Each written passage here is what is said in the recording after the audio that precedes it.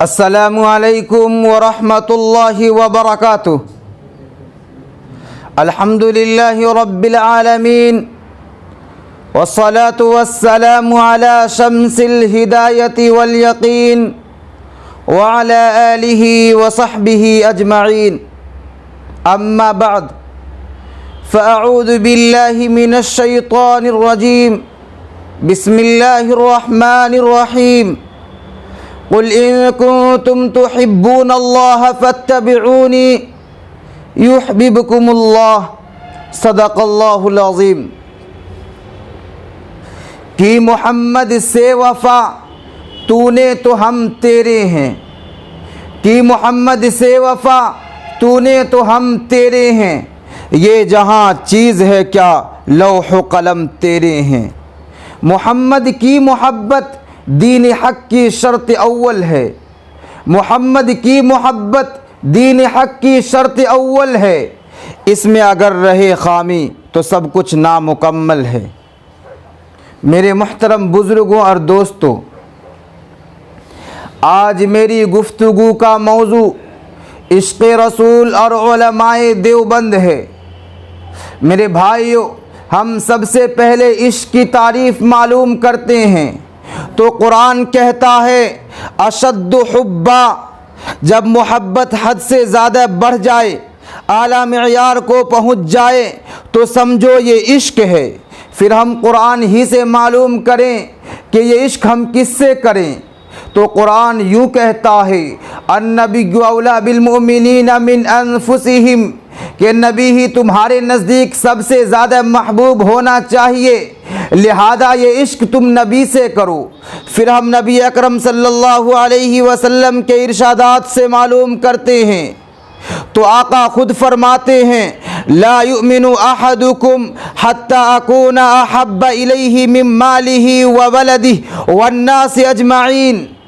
کہ تم اس وقت تک کامل مومن نہیں بن سکتے جب تک میں تمہارے مال، تمہاری اولاد اور تمام لوگوں سے زیادہ محبوب نہ بن جاؤں۔ میرے بھائیوں، یہ عشق جہاں صحابہ کرام رضی اللہ عنہم اجمعین کو نصیب ہوا، وہیں پر علماء دیوبند کو بھی نصیب ہوا۔ لیکن بعض لوگ یہ اعتراض کرتے ہیں کہ علماء دیوبند میں عشق رسول نہیں۔ میں ان کو جواب دینا چاہتا ہوں کہ اگر علماء دیوبند میں عشق رسول نہ ہوتا تو شیخ الہند حضرت مولانا محمود حسن دیوبندی نور اللہ مرقدہ یہ کیوں کہتے کہ اے جنت تجھ میں حور و قصور رہتے ہیں، اے جنت تجھ میں حور و قصور رہتے ہیں۔ میں نے مانا کہ وہ ضرور رہتے ہیں، لیکن میرے دل کا طواف کر جنت، کیونکہ میرے دل میں حضور رہتے ہیں۔ اگر علماء دیوبند میں عشق رسول نہ ہوتا تو حجت الاسلام حضرت مولانا قاسم نانوتوی رحمۃ اللہ علیہ یہ کیوں کہتے کہ امید لاکھوں ہے مگر بڑی امید ہے یہ، امید لاکھوں ہے مگر بڑی امید ہے یہ کہ ہو سگانے مدینہ میں میرا نام شمار، جیوں تو ساتھ سگانے حرم کے تیرے پھروں، مروں تو کھائے مجھ کو مدینے کے مرغ مار۔ اگر علماء دیوبند میں عشق رسول نہ ہوتا تو شیخ الاسلام حضرت مولانا حسین احمد مدنی نور اللہ مرقدہ مدینے سے روانگی کے وقت یہ کیوں کہتے کہ چمکتا رہے تیرے روضے کا منظر، چمکتا رہے تیرے روضے کا منظر، سلامت رہے تیرے روضے کی جالی، ہمیں بھی عطا ہو شوق ابوذر، ہمیں بھی عطا ہو جذبہ بلالی۔ اگر علماء دیوبند میں عشق رسول نہ ہوتا تو حکیم الامت حضرت مولانا اشرف علی تھانوی نور اللہ مرقدہ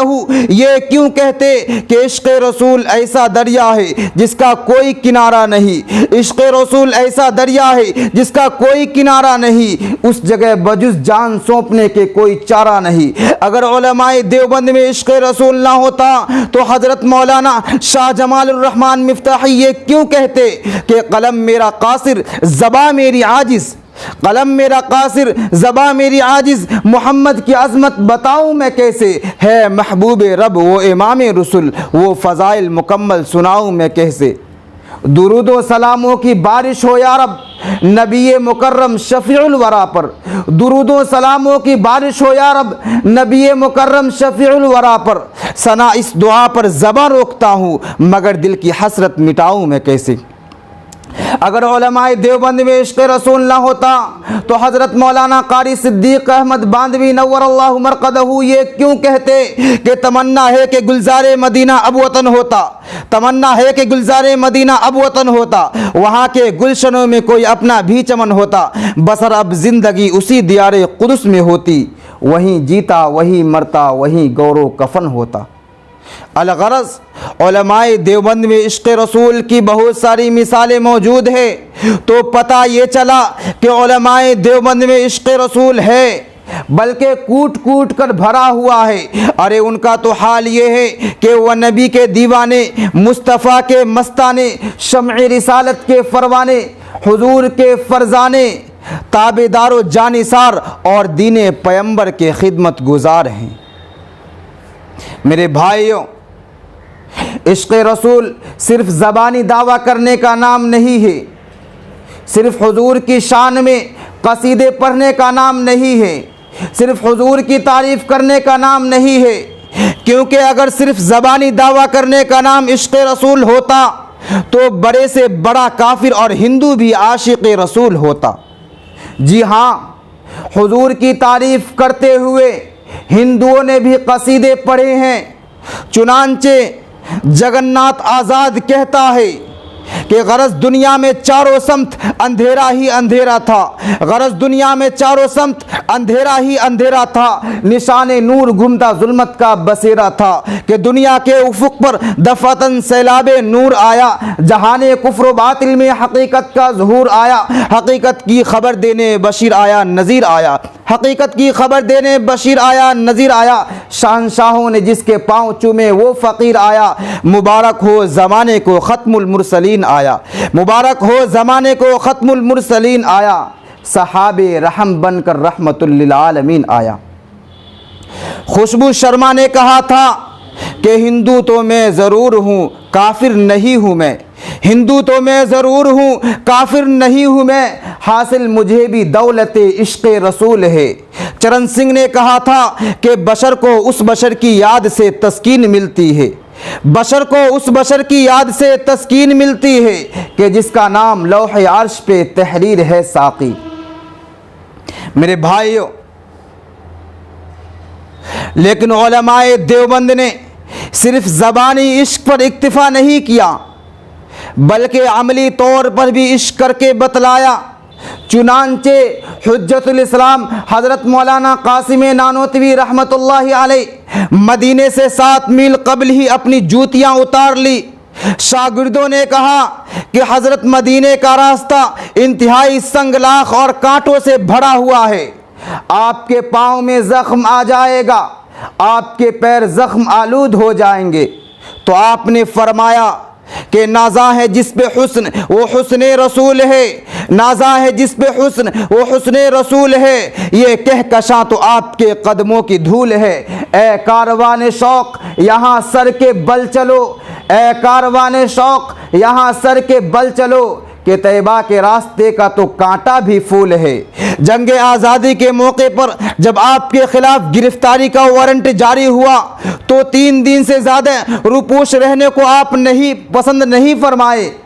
بعض محبین نے اصرار کیا تو آپ نے فرمایا کہ 3 دن سے زیادہ روپوشی اختیار کرنا میرے آقا کی سنت نہیں ہے۔ میرے آقا جناب محمد الرسول اللہ صلی اللہ علیہ وسلم غار فور میں صرف 3 دن روپوشی اختیار فرمائے تھے، لہذا میں بھی 3 دن سے زیادہ روپوشی اختیار نہیں کر سکتا، اور پوری زندگی سبز رنگ کے جوتے اس لیے نہیں پہنے کہ روضہ رسول صلی اللہ علیہ وسلم کا رنگ سبز ہے۔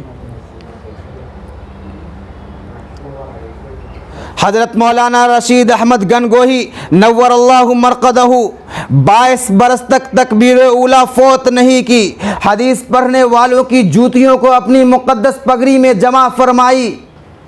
اور مرتے وقت یہ وصیت فرمائی کہ لوگوں اتباع سنت کو ضروری سمجھنا اور ادنا سی مخالفت کو دشمن سمجھنا۔ شیخ الاسلام حضرت مولانا حسین احمد مدنی نور اللہ مرقدہ منبر رسول صلی اللہ علیہ وسلم کے پاس بیٹھ کر 18 برس تک حدیث کا درس دیا، مدینے کے راستے میں گرے ہوئے تربوز کے چھلکے کو یہ کہہ کر تناول فرمایا کہ دیار محبوب کے مٹی نے اسے بوسہ دیا ہے۔ اور آگے چلیے، شیخ الہند حضرت مولانا محمود حسن دیوبندی نور اللہ مرقدہ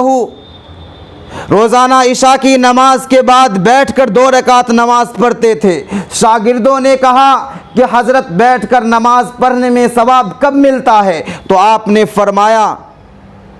کہ بندگی سے ہمیں تو مطلب ہے، ہم ثواب و عذاب کیا جانیں۔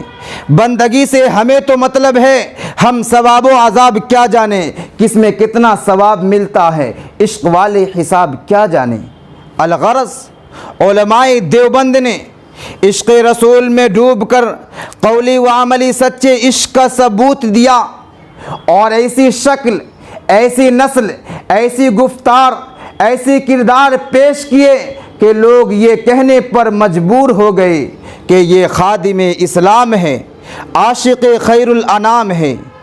اسی پر بس نہیں، بلکہ علماء دیوبند نے تاریخ کے ہر نازک موڑ پر ناموس رسالت کی خاطر خود کو سب سے پہلے پیش کیا، اور سرکار دو عالم صلی اللہ علیہ وسلم کی ذات مقدس پر انگلی اٹھانے والوں کے ہاتھوں کو کاٹ دیا، اور یہ بات ثابت کر دی کہ ہم نے ہر دور میں تقدیس رسالت کے لیے وقت کی تیز ہواؤں سے بغاوت کی ہے، توڑ کر سلسلہ رسم سیاست کا فسوں، ایک فقط نام محمد سے محبت کی ہے۔